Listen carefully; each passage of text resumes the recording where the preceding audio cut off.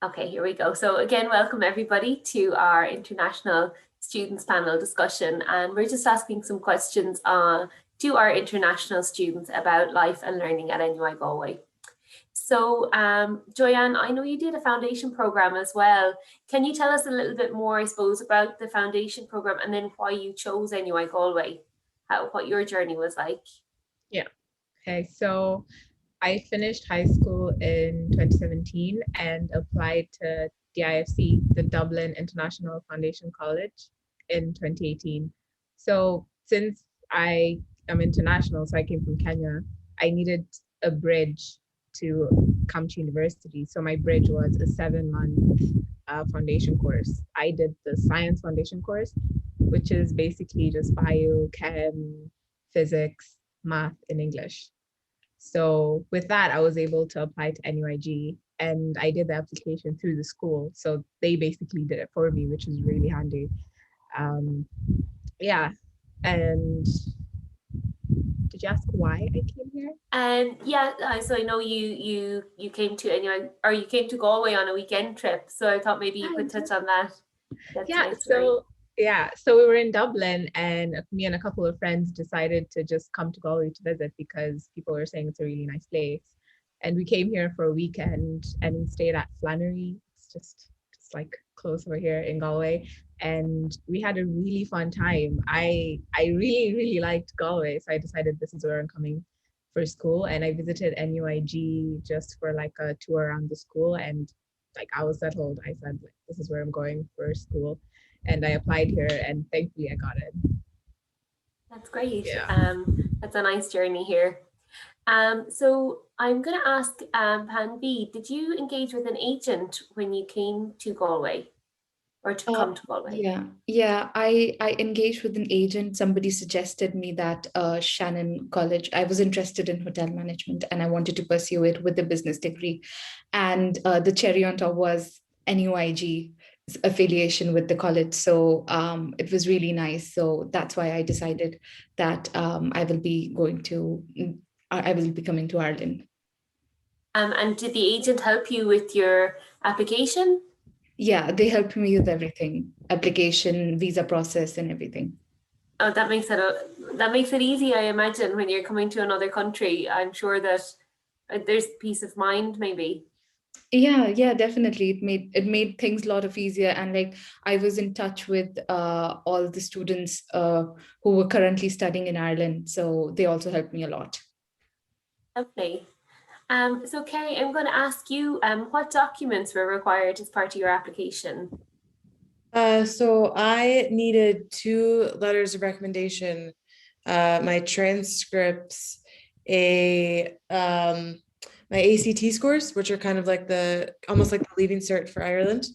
And then I needed a personal essay and my resume to apply.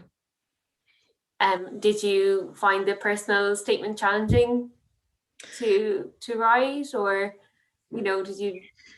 they kind of make it seem like a really big deal when doing it? I had done because I had gone to university back home, so I kind of had already done essays. But this one was kind of fun to do because I used the 7 goals of NUIG and kind of worked them into my essay. So lovely. I was actually speaking to a student this morning, and they were asking me, like, should they include, voluntary experience or, extracurricular activities in their personal statement. So I was saying, yeah, it's a good idea because it kind of, we get to put everything about yourself into your personal statement. So they're all nice things to include. Yeah. So Bridget, I'm going to ask you, what were the factors in deciding to choose your course? Well, for me, actually, a main factor for choosing the course was the fact that in addition to creative writing, I got to choose my other subjects because I really wanted to do creative writing, but the only creative writing courses that I could find in the US were basically specializations of English majors, and I didn't want to do English. Whereas if I came to NUIG, I could do creative writing and then I could do archaeology and Celtic civilization and never have to do an essay on Huckleberry Finn ever again. So that was kind of a big factor, but I also just have always wanted to study abroad in Ireland. And so it was a happy happy accident, I guess. That's lovely. Very good. And then finally, for I suppose choosing NUI Galway, I'm just going to come to you, William. And could you tell me maybe why you chose NUI Galway? Well, I always wanted to study abroad, and I think my primary concern for finding a uni was that whether or not it would be accredited, the medicine degree, whether or not it would be accredited in Singapore. And it was, so I was really happy with that. And then I wanted to enjoy what it was like the campus lifestyle, because in some other countries, for example, like Singapore, some of the unis are integrated inside the cities itself. So it doesn't really feel like you're on campus, if you get what I mean. Yeah, and I think Joanna mentioned that earlier as well. You know, the campus is like most of the buildings are together. You don't need to get on a bus to the other side of the city to go to a lecture or anything. It's all quite near each other. Aside from the hospital, which is just across the road from the university, of course. Okay, very good. So we've kind of covered why you came here, and now we're going to touch on what happened when you actually got here. So Joy, I'm going to ask you, did you stay in student accommodation when you first got here? Yeah, when I first got here to NUIG, I stayed in Corrib, which is on-campus accommodation, just like a minute away walking to NUIG. So it was really nice because it just gave me a chance to make friends easily, because everyone there is basically at first year. It's usually first years in the student accommodation, just to make it easier to transition living away from home. So you're always surrounded by friends, which makes it easier. You miss your family, but they make it better. You have lots of distraction. Yeah, you always have something to do. There's always something going on. And so Kerry, I know you don't live in student accommodation now, so can you tell us a little bit how you found your accommodation? Yep. So there's several websites you can go to, like there's like Daft, and I think there's like several others, but there's Facebook groups, and there's one is called Galway House Hunting for Sound People. And you kind of go in there, and it's easier because you're renting out rooms. So people post a room that they have and just how much it cost. So I went on there, I found a post with pictures of a room that I liked, emailed the girl who had posted it, went for a viewing, and then saw the viewing, both liked each other, and then they gave me the room, and I've been here ever since. So Sarah, can you tell me how did you make friends and how did you get settled here in NUI Galway? So when I first came, I had like some of my friends who came with me from Tralee, so that was easy to start with. And then because like we're new, like there's no much like Arabs basically. So I was trying to find some like people who's from the Middle East to join, like to make friends with. But then I realized like I don't have to stick to the same people. And I tried like to join societies and like join clubs, and it was like great because like it offered me like see new people even from different majors and make like friends. That's cool. What was your favorite club or society that you joined? Baking society. Nice. Nice. Yeah, it was so nice. I believe there are good facilities as well for that society. Unfortunately, because like I always had because I have two kids, I had to stay, like they start at 7, so I can't join them there. But like I'd have the recipes, or like after the pandemic, like COVID situation, everything, we did it online. So that was like great. That's nice. It's a nice way to connect with people, even online. Yeah. Yeah, baking is so relaxing. It is. So Bridget, I'm going to ask you, did you join anything? And maybe could you tell us about the friends that you made, because you're here for a master's as well. So, I'm sure there was lots of reasons why you stayed. I've been here for a while. Yeah, actually in first year, I think I joined every single society or club I possibly could, mostly because societies and clubs tend to give out free pizza in the first couple of weeks, and it's fantastic. But the societies that I ended up really sticking with, were Writers Society and Archaeology Society, and I'm actually the auditor of Archaeology Society now. And it was really kind of like what Sarah said, it was like a really good way to make friends because you can connect with people who have similar interests to you. And so you already know you have something in common with people, and it gives you a place to meet, whether it's online or in person, and things to do with each other. And most of my friends have come from societies, and quite a few of them, there's a couple in my master's class who I met through societies and we're still friends. And now we're in the master's class together. Lovely. Okay, I have 3 more questions before I hand you over. So my first question is, or my third last question is to Panvi, and it's about accommodation in Shannon, because I'm not sure if a lot of you know, but Shannon College is about an hour away from Galway, so you wouldn't stay in Galway city itself. So Bambi, could you tell us a bit more about your accommodation in Shannon, please? All right. So in like first year, the college, they arrange our accommodation, and it's like it would be about 15 minutes away from the campus, and it's in Bunrati, and it's a student accommodation. So all the first years, they all live there. And then second year, we have our placements and internships. So we go in different places. And then when we come back for third and the fourth year, we have to find our own accommodation. And as like some other person, I don't remember the name, sorry, but like you mentioned, Kerry, I think, yeah, she mentioned about it. Daft.ie and rent.ie, they really help, and all the Facebook groups and everything. So they also helped a lot. And I suppose it's like Joy was saying, when you come in first year, it's just one less thing to think about. When Yeah, it's really handy. Like if it's everything is already done and you know where you have to go, so it's really handy, really nice. So William, my next question is for you, and I'm just going to ask if you could tell us a little bit about the registration process and getting set up when you got here. You know, in terms of health insurance, your bank account, registration, orientation, that kind of thing. I also applied through an agency called IUMC. So they basically had a document and they just sent it through our emails, and then the document had everything we needed to do. I think you needed to have like health insurance. Yeah, you needed to find accommodation. I think one of the most important things is your GNIB card. So that's like your sort of like your resident permit. So you got to make sure you have that on you at all times. And then it was really simple. You have to go in person, but you go in, then you just make sure you got to have some documents prepared, like your passport, like your insurance again, and then like it's quite simple. It wasn't really anything to like, you know, stressful to think about. Good. And I think through orientation, through the international student orientation, you know, my colleagues go through all of that, and including things like how to set up your bank account.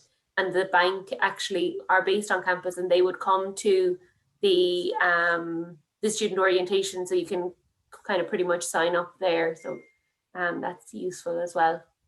So my last question is to Kerry. I know Kerry has a part-time job, and applying for a job in Ireland might be different to applying in some other countries. So Kerry, could you tell us about your experience with that, please, and about your job here? Sure. So I started looking for a job a few months after I moved here. And basically what I did is I just printed out my CV or my resume, and I just kind of walked around to the different restaurants and just asked to speak with a manager and gave them my CV. And then I went into High Cafe, which is a Moroccan restaurant on Shop Street, which is like the main street in Galway. And the owner offered me a position on the spot. So that was really cool. And it's just like, you wouldn't really get that back home. It's more official back home. And with the GNIB card that William was talking about, as students, you're allowed to work 20 hours a week during the school term. And then during breaks, you can work 40 hours a week. So it was actually a great opportunity to meet people as well, because the people I work with, I had a lot of international people, but also Irish students are at NUIG doing several different courses, and I got to see them all on campus. And it was just a fun way to kind of integrate myself into the city, because I started seeing people that I knew on the street that I might not have met if I wasn't working. So it was a lot of fun. So Thanks, Kerry. That's great that you got a job and were able to tell students about it, because I know lots of students always have that question, can you apply for jobs? So yeah, you can. So that's all the questions that I have for you all, and thank you. I'm going to hand you over to Neve now, and she's going to continue with some more topics for discussion. Thanks a million, Katie, and thanks a million to all the students. You've shared some really interesting insights there. So I'm just going to ask you a few questions about your courses and life in Galway. So Joy, I might go to you because I know with your course, one of the elements in it is that you get to do a placement. So can you talk us through your placement and how you found that placement and everything like that? Yeah. So as part of the third year in computer science course, you get to do an 8-month work placement. So NUIG sets up kind of a portal, and then you can apply for the different jobs, and you have an interview and you get the job and you start working. So this year was virtual, so we're all just doing it over Zoom. Yeah, we're just doing the best, that we can. No like personal human interaction, but it's really fun because you have a mentor. You basically have a buddy in the company who you can ask any questions you have. You can have mentors, people who are really skilled in the field that you want to go into. So that's really handy, and you can talk to them about like your future. If you want to come back and work for the company, they can maybe arrange something for you. It's just really nice, and you get to add it to your CV. So that's the experience that you can show to future employers, and they look for that. Yeah, I think I covered everything. I think a great part of your course, Joy, and it's the same for a lot of courses that I know I always have to offer, is that you can actually apply your learning. So you spend, a year learning something, and then the next year you actually go into the real world and apply that learning, which is really great. I might go to you next, Kerry. So I know you're doing commerce. So could you tell us a little bit about how your course is structured? Like how many core modules or electives there are. For those of you who don't know, modules and electives, because you might hear people referring to these, are like classes essentially. So, and can you tell us a bit like about the streams and how that's structured for commerce? Sure. So I just did the general commerce course. There's also the global one, which you do a placement, and then there's one with languages. So my year was a 3-year degree. So for the first year, you only get, so each year you have 12 modules, 6 per semester. And for the first year, you only choose one each semester. So you either do a language or you'll be doing skills for success and then business law. And then the second year, out of the 12 total classes you'll be taking, you only get to pick 2 optional ones. And I think there's about 4 to 6 choices. And then your last year is when you choose your stream. And that way there's only 4 required courses and the rest are optional. And some of the streams would be like accounting and finance, HR, economics, marketing, and business law. So it kind of gives you the option, and you can, there's a lot of seminars and workshops and stuff to help you pick the right stream for you. So. Yeah, I think the commerce course offers a lot of flexibility for students, which I think is really attractive. And I think that that's across the board with a lot of the courses, that if you don't like something, you have that option of being able to change.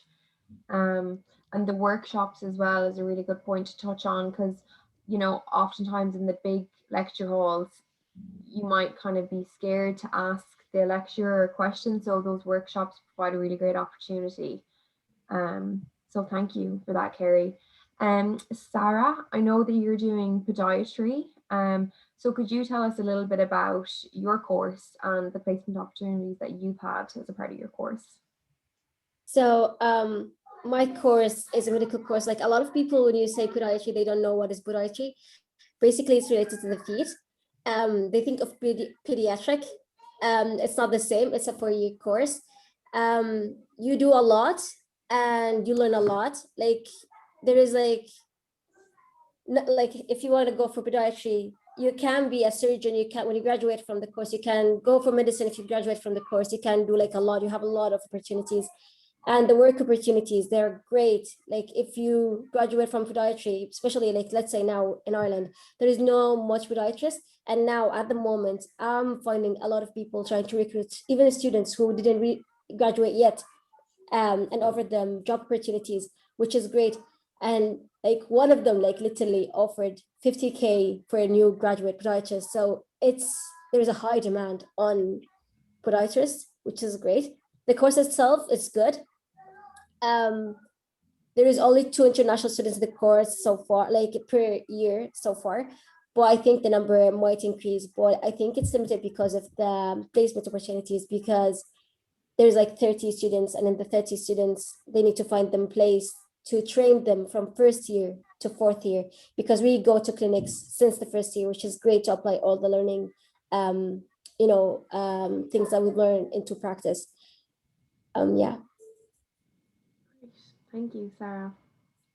Your course sounds really interesting, actually. It is. Opportunities there. Bambi, I might go to you next and just ask you about some of the resources. What resources have you found particularly useful this year? Like this year has been like a bit different from definitely other years, and the college, they provided us with the access to Zoom, and we can hold meetings up to like 5 or 6 hours probably. So it's like really handy if you want to study with your friends and stuff. And we have access to Blackboard, which I find like it's super amazing. So all of my courses and everything, they're listed over there. My grades are there, the learning materials and the virtual classes. So it's really, really handy. So for like even international students, if you want to do it from your home countries, they provided us with that option as well. But like initially in September, the university, they arranged the quarantine, and they arranged the transport from Dublin to respective student accommodations. So which was, I think, a very resourceful thing to do back in September. But however, we went into a lockdown, but still like they managed to teach us through online things, and it was really nice. And even the clubs and the societies, they were held online, and since like we get everything for notifications from NUIG as well, so we had like many options to take our minds off. We had mindful sessions and workouts and all those things on Zoom, which was really, I think it was really nice. So yeah. Yeah, I think this year with everything going online, I think the university did a good job in continuing to provide those supports for students. Even stuff like the virtual workouts, I thought were really cool. Yeah. And the student union did the Hump Day Hoolies, which was a huge, I don't know if you guys attended them, but they were a huge success. So the university did a good job, I think, in that sense. Bridget, as a creative writing student, what services within the library did you find particularly useful during your undergraduate? Well, for one thing, it's a really comprehensive library. There is so much available just to be found, just if you're just kind of walking through the shelves. And I have found quite a few good books that have helped me both with creative writing and with my other degrees as well. Another really good service that is based in the library that I haven't used myself, but I have friends who've used, is the Academic Writing Center, which is fantastic if you are even a little uncertain about writing essays, or you're not too familiar with writing academically, because I know a lot of students come from like high schools or leaving cert, and they don't always have the best foundation for writing for college, because it's a little bit different than like writing for high school. And the Academic Writing Center gives you a lot of support and is able to give you a lot of feedback for that, and just kind of help you hone your skills so you can you know, get the best grades you can and be able to write the best that you can. So that's although I haven't used it myself because I bit of a narcissist when it comes to my own writing, and I'm like, I don't need help when I probably do. But again, I've had plenty of friends who have used it and have loved it. Yeah, I think you touched on something really important there as well about when students come to university, the style of writing is so different, and that's been flagged as a challenge for some students. So I think knowing that those support services are there are hugely beneficial. So they are there, so do reach out and engage with them when you do arrive in September. Carrie, I might go to you or Joy. Can you talk us through maybe a little bit about improving your employability while you're here? I know, Joy, you yourself and Carrie have gotten the Employability Award from the Career Development Centre. So can you talk us through that process? Sure. So I did the Employability Award on my own, but it was also part of one of my classes the next semester. So you basically do, I think it's about 6 workshops, and I went to, and the best part about them is they're run by companies. So there's one from Jameson about enhancing your brand, and then there was one about networking, and then there's another workshop you do about your CV. So they actually, you turn in your CV and they work on it with you and help you improve it. And then I think the last step is an online interview, and they give you feedback right away on how to improve your interview skills. And they test the interview online because a lot of interviews are, obviously, as well with the pandemic, interviews are going online. So just kind of helping you on how you should act on the interview and stuff like that. So. Perfect. And Joy, what are some of the other resources that you found useful from the Career Development Centre? So I would say the most useful thing that they have is the CV tool. It's basically you hand in your CV, and it's an AI software that just goes through your CV and tells you what sections you need to improve. And there was this workshop that Grace Mannion held, and she just gave sample CVs.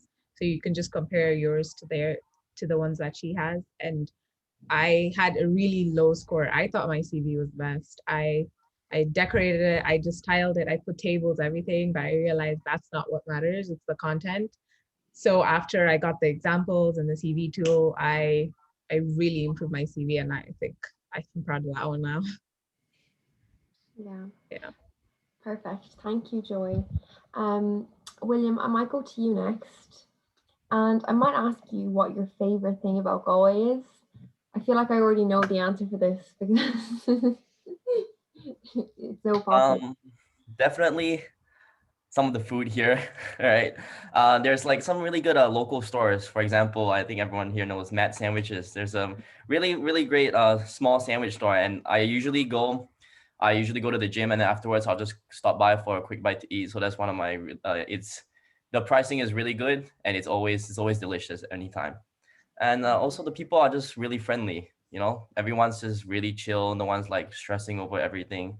And the environment here is just really chill, and I really love it. Yeah, I think you touched on a good point there about the food. How did you go about, like, we've heard a lot that when people get to Ireland, they get a bit of a culture shock, and then they start trying to recreate some recipes from home. So are there any good shops or anything in Galway that helps you recreate some recipes from home? Yeah, actually, there are a couple of really great Asian stores around, like in city center, or there's one right next to Aldi, and they pretty much sell whatever you need, I would say. Like if I wanted, because I'm from Singapore, I don't know if you know some Singapore dishes, but I have been able to recreate some of my mom sends me the recipes, and I'm like, oh, actually, I can get some of the ingredients from the Asian stores here. And she's like, really? And I can go and I just make I take a picture for her, and she's like, oh, that looks quite authentic. So yeah, I haven't really had a problem with that. Happy days. Sarah, I might ask you, What would be your top tip to somebody coming to Galway in September 2021? Something that you wish you knew before you came? So for me, it was the accommodation. It was the first, like the difficult part, because when you want to have to find accommodation, especially if you come with a family, you need to sort it out early. So you need to come early. Don't wait till the semester starts and then come, because when you do that, you'll be in the middle of the course. Like the course has started and you'll be looking around. You might find, you might not. So you need to be a bit like take a step to come like early to find the accommodation, set the accommodation, and then like that would be like everything will like sort out easily afterwards. Okay, thank you. Banby, would you have any top tips for somebody who's looking to come to Shannon? Yeah, definitely. Like if you have a great interest in hotel management and you want to have a practical work experience along with your degree, I think you should start considering Shannon, because it provides a really great course structure, and it's really handy for students who have a great passion in hospitality. And my tip would be to consider your all the things that you need for your application, for like your statement of purpose, your letter of recommendation, your English speaking scores and everything, just like 3-4 months in advance, because due to this COVID thing, things are getting delayed. So yeah, I think it's better to start preparing in advance. Absolutely. Somebody in the chat just there touched on making friends in this virtual world. Joy, I might ask you, how have you gone about making some friends virtually this year? So there are a couple of programs that NUIG has. One of them that I joined is the Cara Connect program.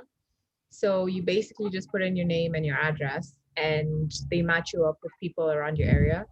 And like you go on a Zoom and you exchange contact details, and you just like text each other if you want to go somewhere. You have a meetup. It's actually really handy because I met one of my neighbors in the same building through that. I haven't seen my neighbors this year because everyone is just quarantined. Like you can't go into other people's rooms and things. So that's been really handy. And like you mentioned about the NUIG activities like Hump Day Huli, or like international students, the comedy night, he used like how Irish slang and all that. Just the Zoom online activities really help you make friends. So I think that's handy. Yeah, you touched on there the culture through comedy. That was great. Yeah, that was really fun. Thank you for that, Joy. Bridget, since you've been here for a few years, what's one thing that you think everyone should have on their travel to-do list, since you might have gotten the opportunity to see a little bit more of Galway? What's something that you should be on everyone's travel to-do list?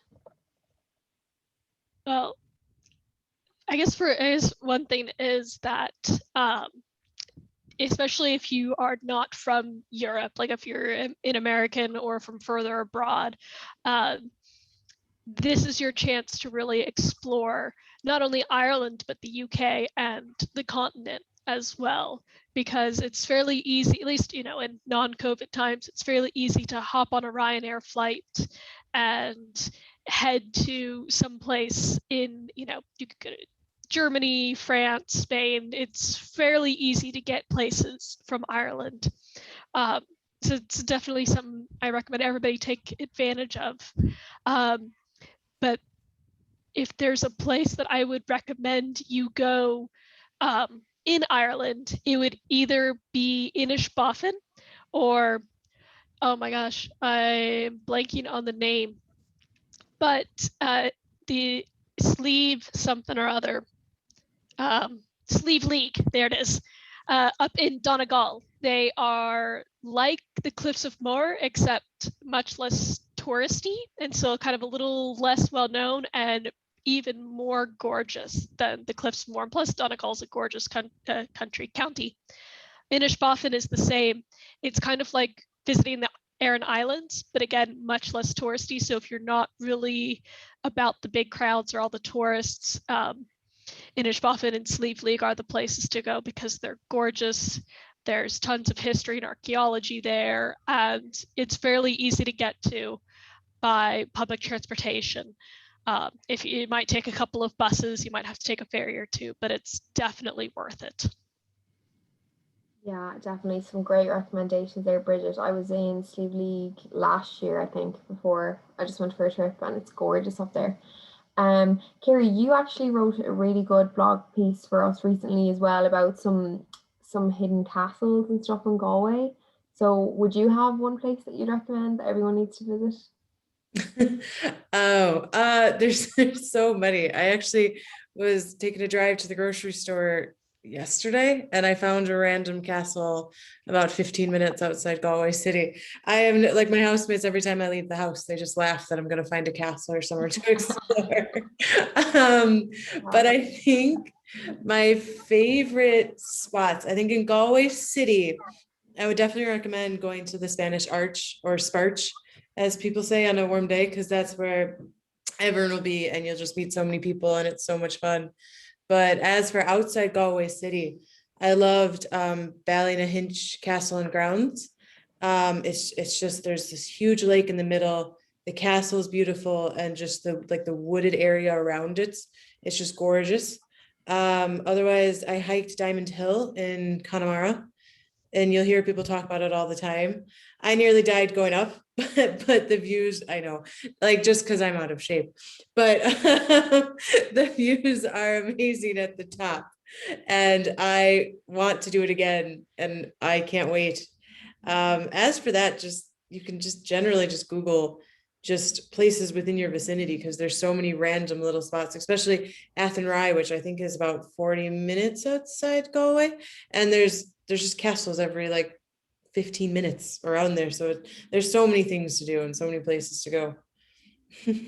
Absolutely, there's a lot of history in Galway, and you'll find as well that a lot of these castles have really interesting stories and stuff attached to them. So definitely worth a visit. That's all the questions that I have for the students. Unless there are any further questions, if you want to unmute your mic, or I see the chat is fairly lively. Are there any further questions?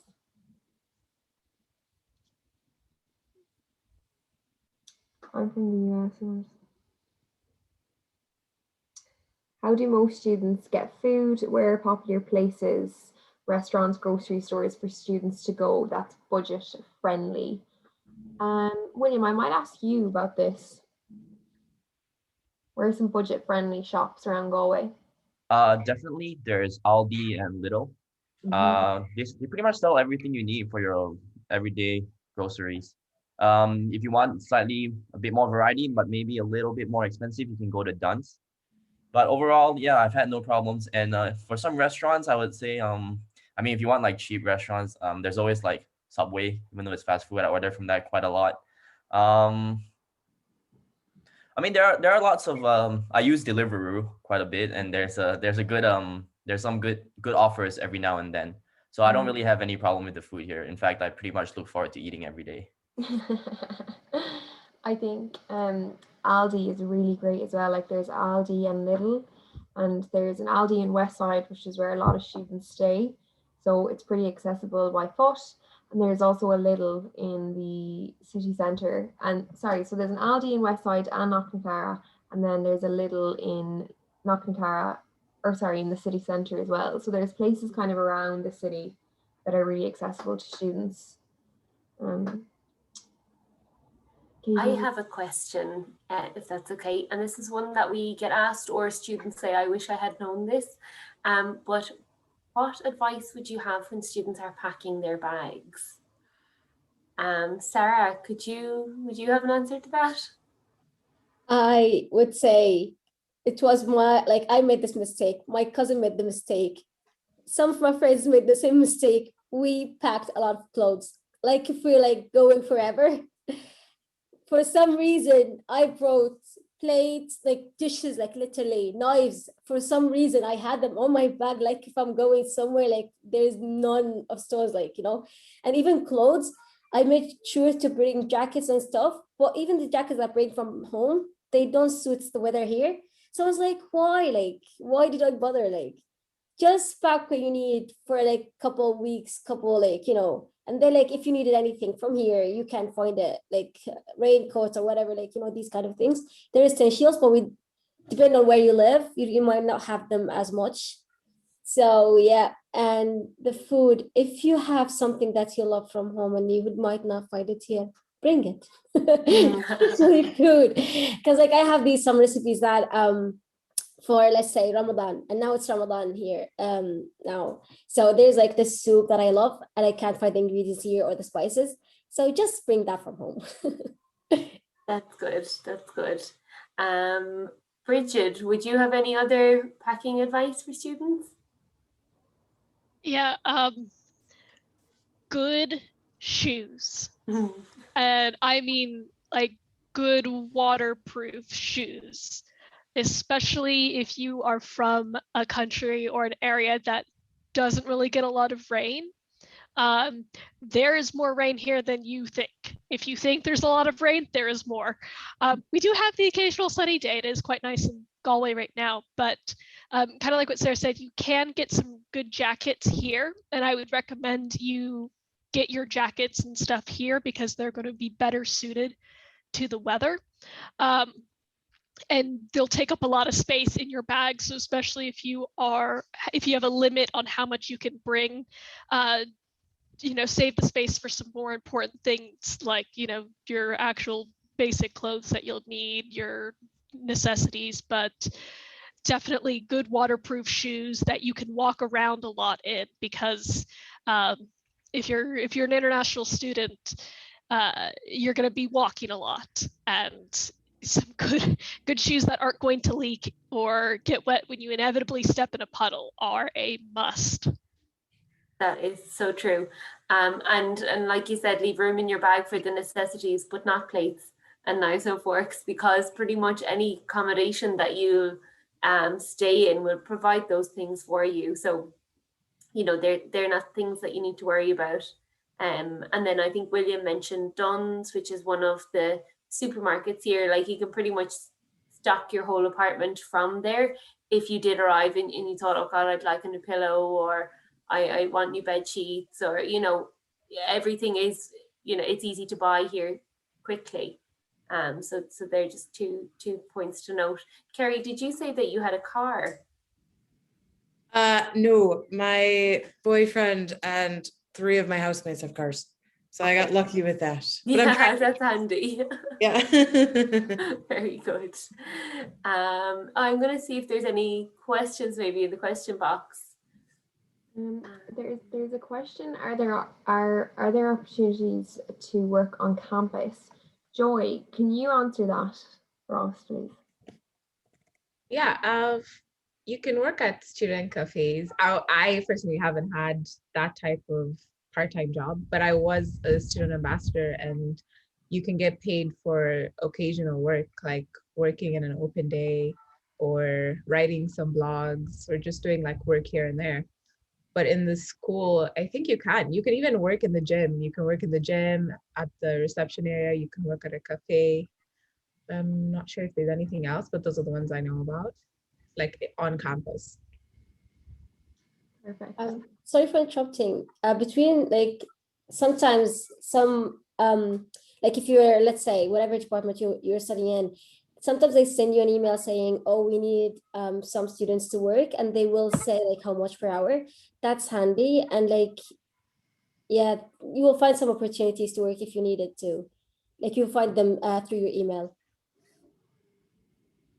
Yeah, we had a student before in an alumni session, and she said that she worked in the library during her undergraduate, and she said it was really beneficial because then she learned skills that were useful when she went to look for a job after her degree. So there are jobs going. You just kind of have to keep your eyes peeled, I think.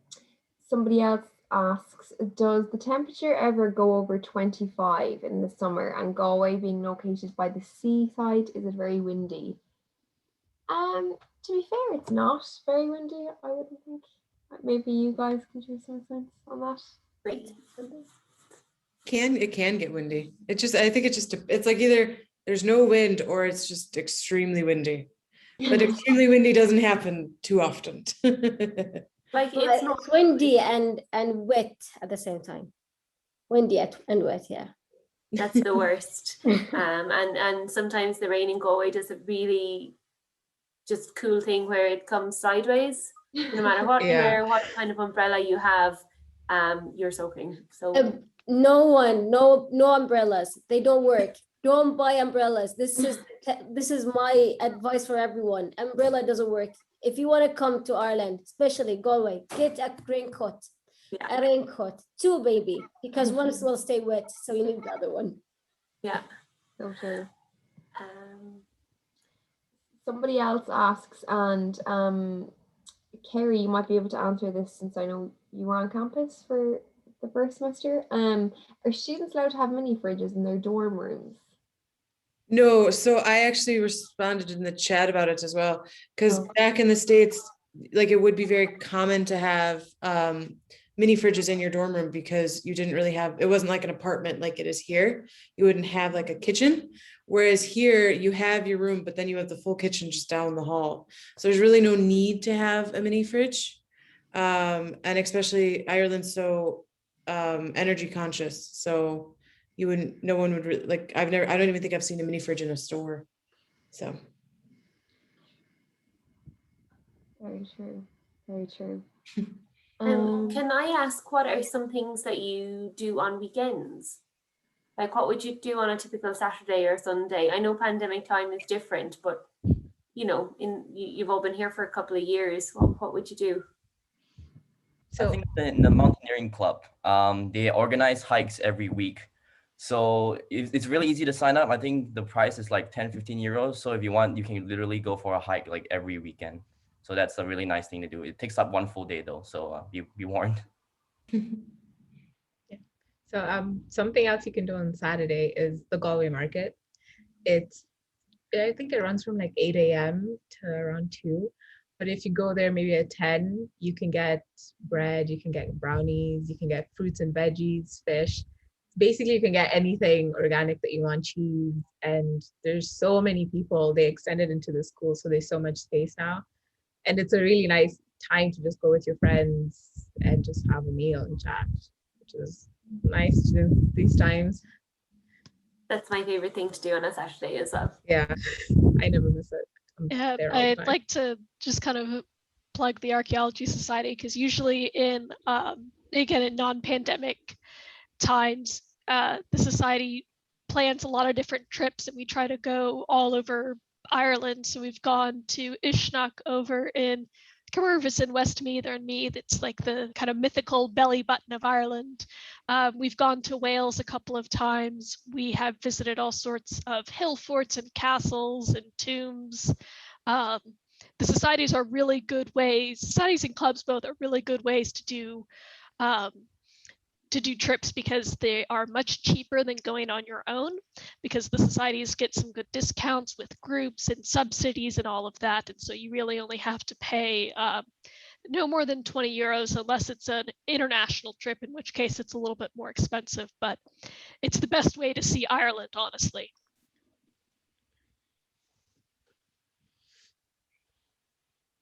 I see Danica had a good question about accents, and you know, if the lecturers' accents are very hard to understand, and something that Neve mentioned, I think earlier, was the Academic Writing Centre. But I also wanted to mention that we have an English Writing Centre, and there you can, you know, you can work on, like, let's say your essay writing as well as your academic, like your English for academic purposes. But there's also things like, you know, you can work on pronunciation or just conversational English. That's another nice resource that that just we forgot to mention earlier, but that's something that might be a little bit helpful. And you know, it doesn't need to be if you're struggling, not at all. It's sort of to give you an extra boost, really, if you know, to help you with your studies or your just, you know, your conversation in general in Ireland.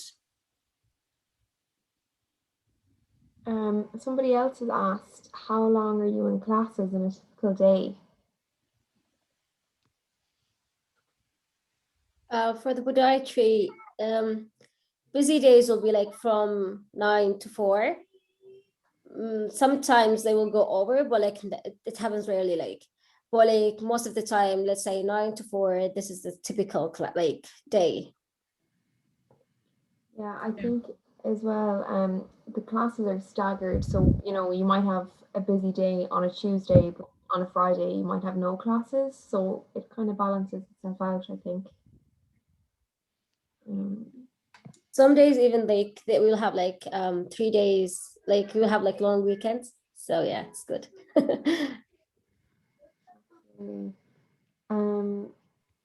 When do you think personal teaching, like classroom teaching, will start again? That's a good question. Dank, yeah, I think that they're working to provide a solid answer on that.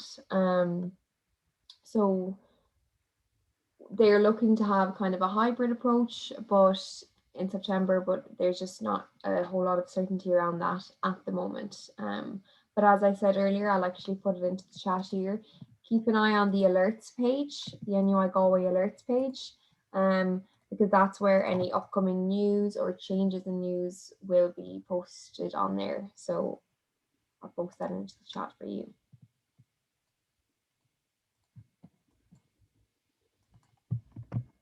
It was, I think we're coming up to the end of our time now. It was really nice to speak to all our students, and to speak to our international students as well. Hopefully we'll get to meet some of you on campus or online in the coming months.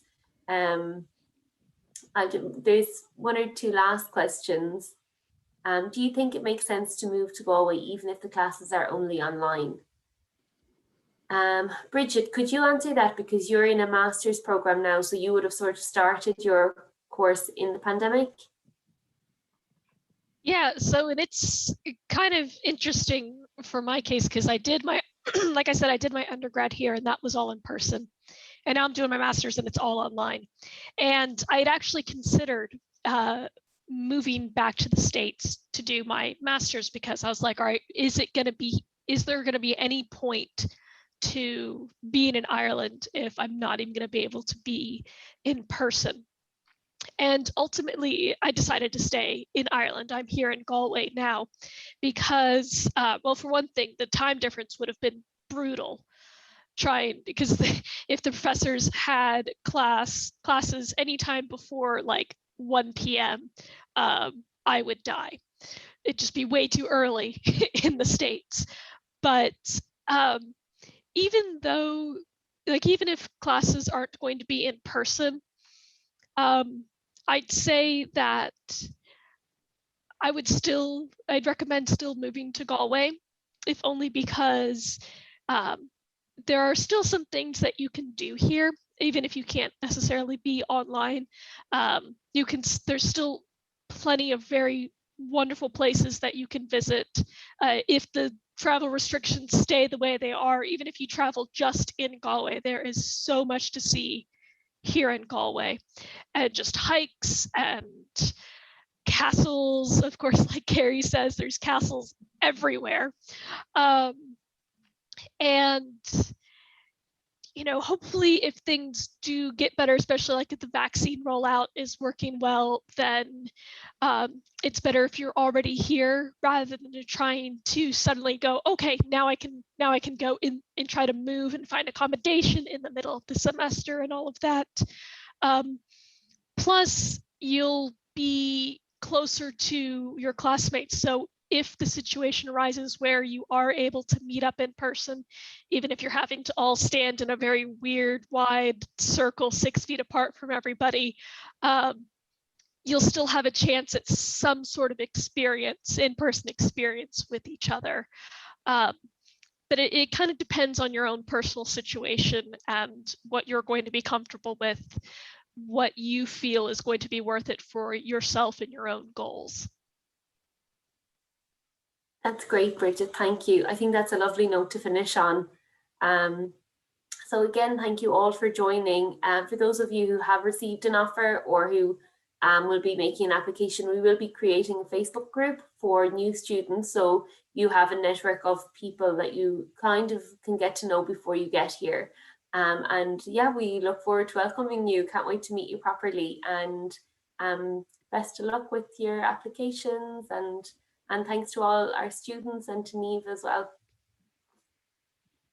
Thank you. Thank Bye-bye. you. Thank you. Best of luck, Bye. everyone. Thank you.